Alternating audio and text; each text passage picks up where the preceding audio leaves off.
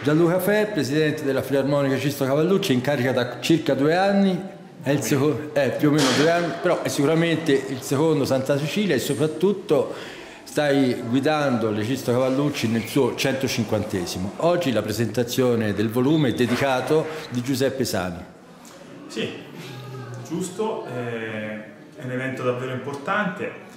Quest'anno diciamo che in concomitanza di Santa Cecilia, che diciamo, c'è stata il 22, ma noi la festeggiamo tra oggi e domani, appunto celebriamo anche la nascita, perché così va detto, di questo volume, di questo libro. 150 anni è un traguardo importante.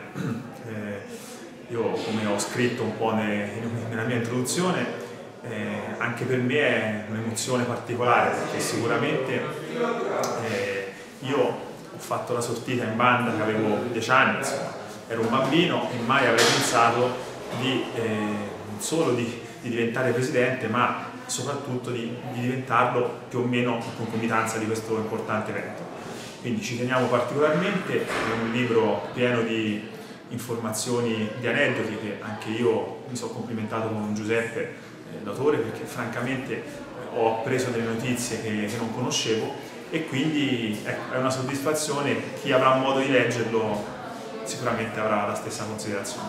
Ecco, però in un inciso sulla pagina, sulla terza di copertina, leggo però che è vero che vengono festeggiati 150 anni, ma nonostante le difficoltà attuali punta decisamente a rinvigorire e rinnovare la sua gloriosa storia. È già in atto tutto questo, abbiamo fatto diverse interviste, sempre questo sguardo al futuro. Il progetto Crescere con la musica ne è un concreto esempio. Assolutamente. Quello che ci preme, infatti, in questo anniversario, l'abbiamo sempre detto anche nei precedenti eventi, non è soltanto quello di celebrare, pur l'importanza di un anniversario di 150 anni, ma anche di proiettarci al futuro. Lo cito, sì, esatto, anche nella mia introduzione. Abbiamo messo in campo dallo scorso anno un progetto sulle scuole elementari.